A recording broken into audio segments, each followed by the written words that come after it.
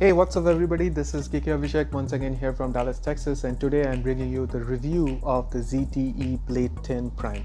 So this device is kind of exclusive to Visible Wireless, which is a prepaid version of from Verizon, but you could also get an unlocked version from B&H Photo for about $150. Visible is actually selling it for $197 plus taxes, but I actually got this device for free, which I would explain how to get that from Visible for free at the end of this video once I'm done with the review. The reason I'm doing this review today is primarily because of those two reasons. One is I was very impressed by the device, using it as a daily driver when my primary phone is a Samsung Galaxy S20, which costs probably 5 times or even more than this device. And the second one was that I was able to get this device for free from Visible, and I wasn't expecting this device to actually be so good.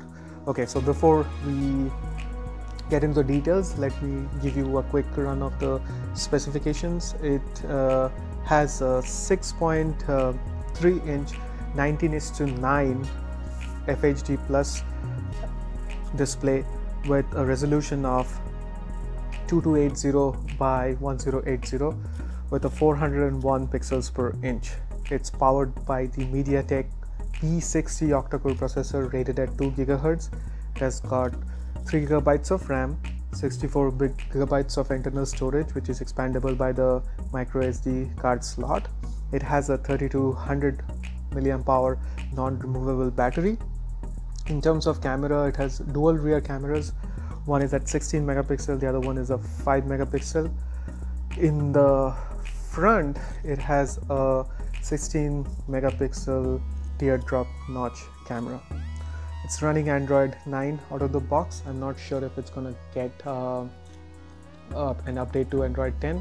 It's also has a headphone jack, charges via the USB-C port. It has a rear mounted fingerprint scanner.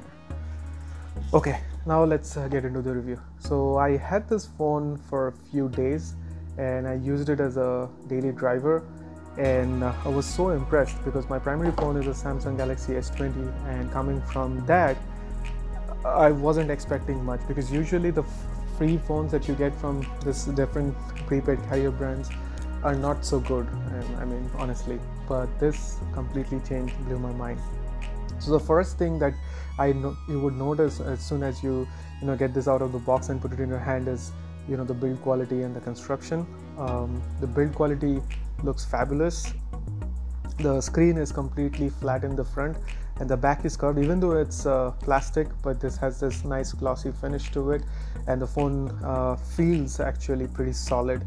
Because of the plastic back, the phone is very light, which is actually very good, because I feel like it doesn't tire your hands while you're holding a phone with such a big 6.3 inch display. And this is very thin, and due to the curve, it naturally sits on the palm, and then the rounded corners actually makes it more comfortable to hold because they don't dig into your hands.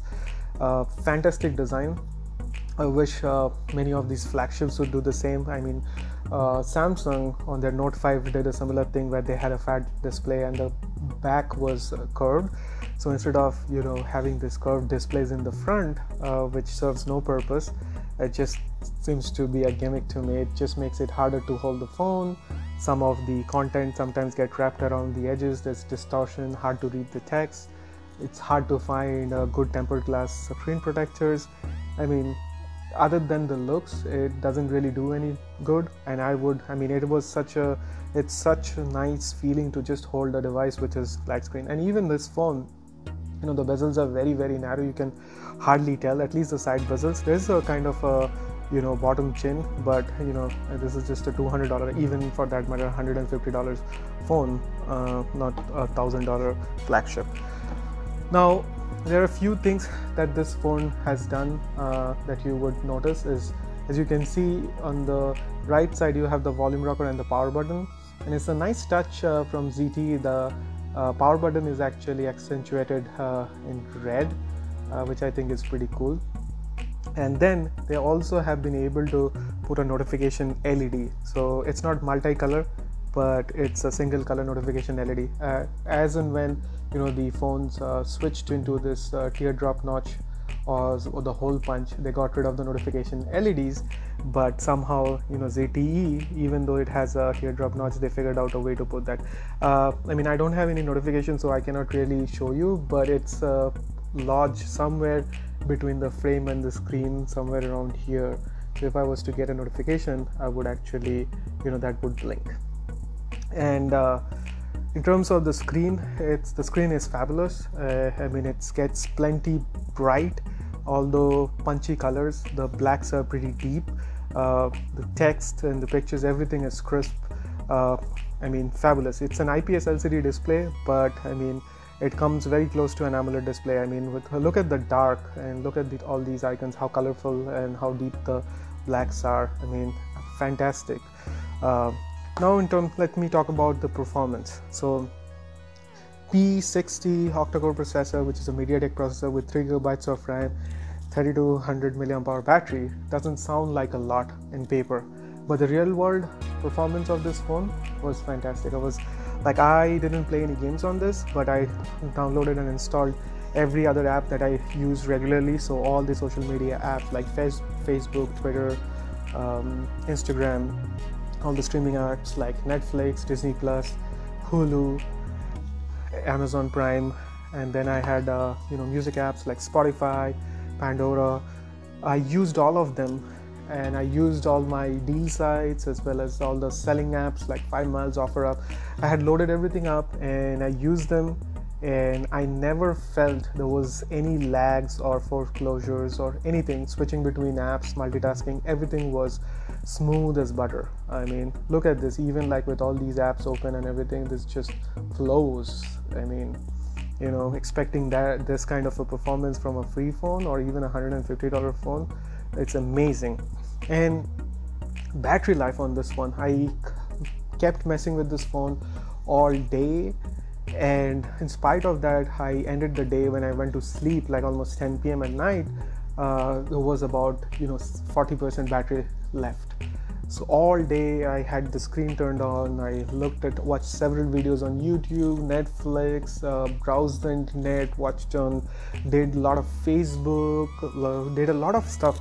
Other than playing games, I was constantly on my phone. In spite of that, I got about like the whole freaking day with about 40 to 50% of battery life. And it not just happened one day, it happened like for all these days I have been testing this device. So easily for a heavy user, the battery would last you at least a day and a half, if not 2. And if you're a moderate user, you're gonna get like 2 to 3 days of battery life out of this, which is incredible. I mean, all these Snapdragon chips from Qualcomm that are present in this different flagships, like $1,000 flagships, I mean, they're all battery hogs. And this is a MediaTek P60 processor with 3 GB of RAM and only a mere 3200 mAh battery. But look at the battery life performance, 3 days with moderate usage and a day or a day and a half or 2 with heavy usage. That's just incredible, guys. So that's what, now as you can see, probably notice the notification LED that's blinking. It's just one color, just blinks green. I wish they had put in a multi LED, but look at the ideas. I mean, flagships should learn from something like this. I would have expected, something like, LG or Samsung or Pixel to be able to do something like this versus, company like ZTE, good innovation. Now, let's talk about the cameras. The front camera is 16 megapixels, so is the rear camera with a 5 megapixel camera. You would be surprised. I mean, I was so surprised that how good the cameras were.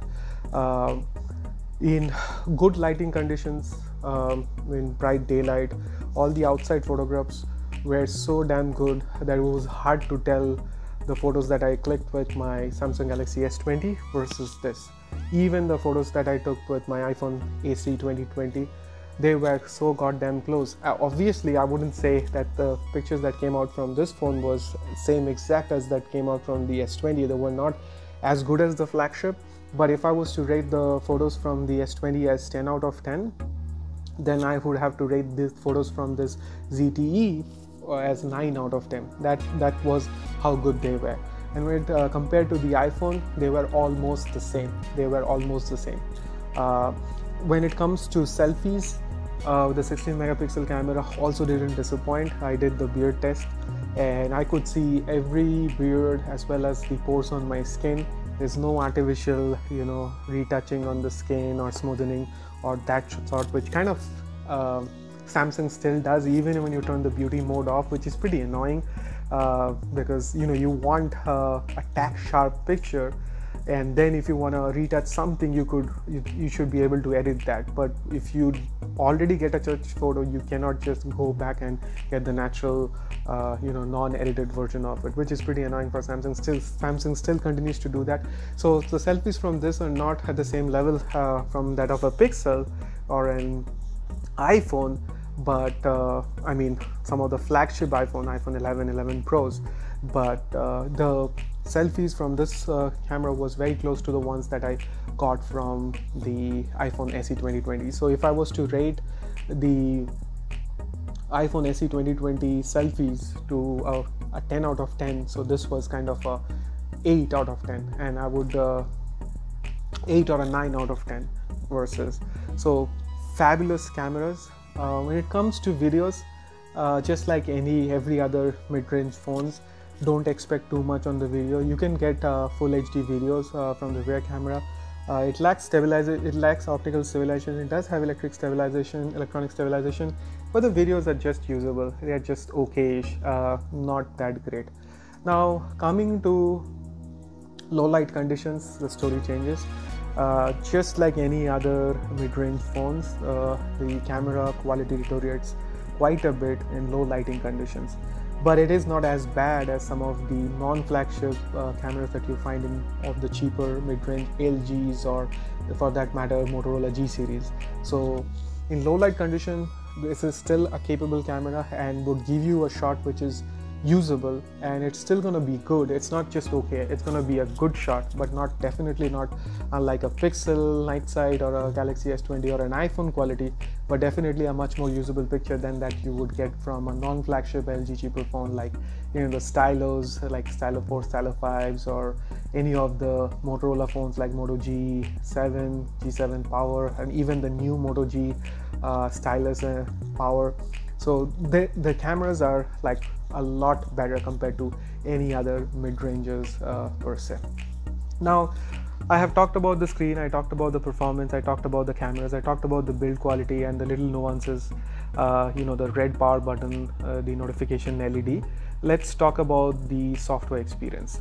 So this does come with Android 9 out of the box with a December security patch. I don't know if it will be upgraded to Android 10, but overall the experience was very nice because I didn't suffer any lags or stutters or force close when I was using multiple apps or switching between apps or multitasking. Everything ran so smooth. Part of the reason was there was absolutely zero bloat on this phone. There was not a single unwanted app or games or anything that was all pre-installed. Even the visible app that is required to activate this phone was not. I had to virtually install that from the Play Store. So as you can see, the overall interface, the skin is also very light. It looks very close to the stock Android. And if I go to the settings, let me just go to the settings, and I would actually go through all the settings. As you can see, it looks very close to a stock Android. You have network and internet. If I go to advanced, it also has, if I go to mobile networks and go to advanced, as you can see, I just wanted to show you that it does have Wi-Fi calling as well as, so this does have Wi-Fi calling, so it does support Wi-Fi calling. And then your regular stuff, your hotspot and other settings.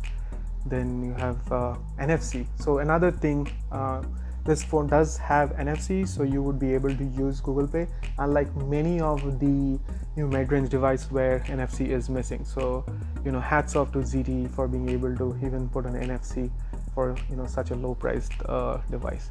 Then you have your apps and notifications. Then you have features. So in features, there's a lot of tiny, even though this is very close to stock Android, they did add some kind of intelligent customizations, especially because of the navigation bar, how you can have it. So it does support the gesture and the pill type, just like you find in a Pixel, or you can have the 3-button standard navigation that you find in stock Android, as well as you can also customize it to swap the back button and the multitask button to make it feel like a Samsung phone. And then you have battery. I'll just open it. So I have 55% left with an 18 hours still left. So that's how good the battery life is. Guys, you can see that 55 hours is almost like a couple of days. And then you have the display notifications, and then sound, storage, 64 gigs of storage, expandable via micro SD card slot, then security location. So it does have a rear mounted fingerprint scanner, and it's super fast. Let me just show you.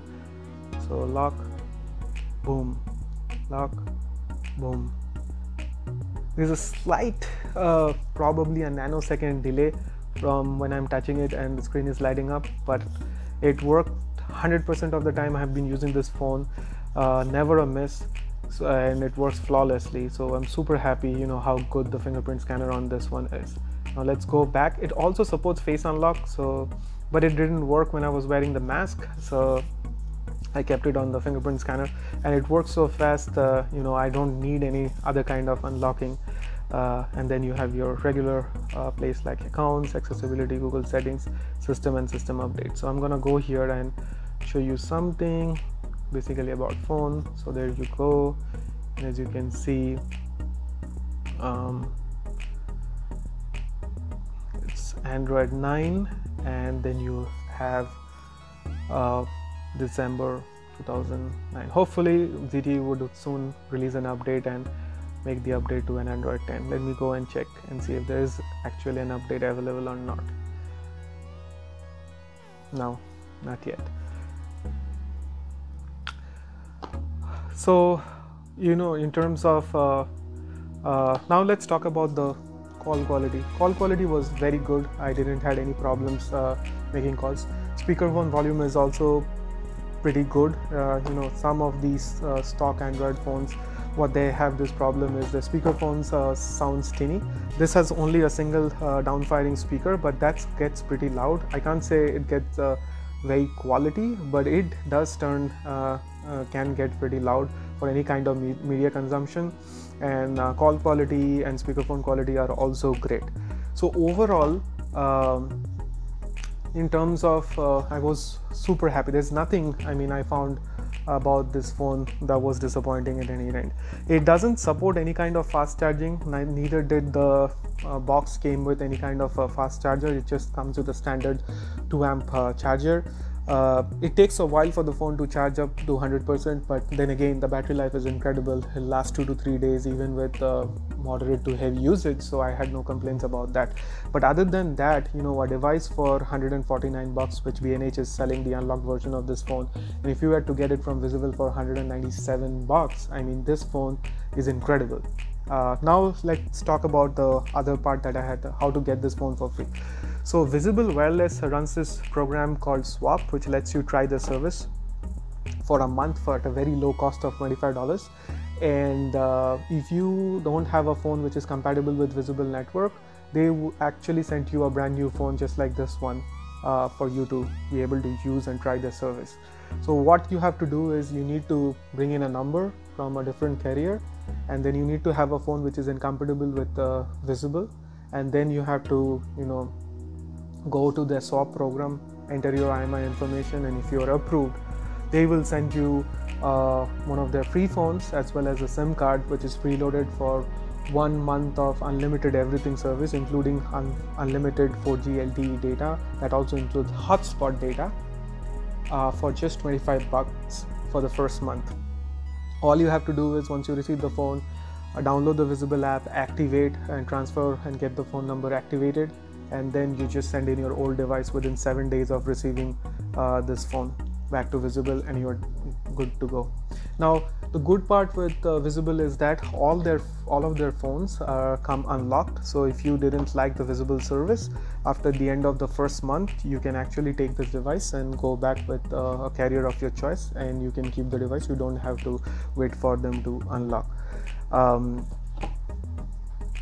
Now talking about this specific device, remember that this device was kind of exclusively made for Visible. So if you do get this phone from Visible directly, you would be able to use this in with the other carriers like AT&T, T-Mobile, or Verizon, except for Sprint, which is CDMA, so no luck there. But only do that if you live in an urban or a city area. Then get this phone and you can use it with another carrier if you are not happy with Visible. But if you live out in the country or in a rural area, then don't get this phone with the plan of actually not using it with Visible but with another carrier, because this phone has all the primary bands that are supported for Visible, and which kind of overlaps with some of the primary bands for AT&T and T-Mobile. So if you are in an urban and a city area, you would be fine with the coverage. But if you go out into the country or any of the rural areas, those bands might not be there and you might not get any service. So this wouldn't be the best device for you to use in a rural area with a different service other than Visible. So that's all, guys. That's everything for this video now. I was thoroughly impressed with this device. So if in a bind, if I had to use this device as a daily usage, if something was to happen to my Galaxy S20 and I had to use this to get by as a daily driver, I wouldn't be too much disappointed. Actually, I wouldn't be actually waiting for my next opportunity to get rid of this phone and get a newer phone which performs better. So that's how good this phone is. So that's why I ended up doing this video. So if you guys are actually looking at this phone and if you have questions or doubts whether to get it or not, I would say definitely go ahead. And if you can get this during the swap and you get this for free, man, that's like one heck of a deal. And even if you spend like $150 from B&H Photo, or if you get it from Visible for even $200, it's totally worth it. I was so pleasantly surprised by ZTE that they made a phone. I wasn't expecting much, so it took me by surprise, and I'm very happy and impressed with what the device is. So if you do like this video, like it and share it, and if you want to keep updated with all the rest of the videos that I upload, do subscribe to my channel, and I'll see you guys in the next video. Thanks for watching. Bye.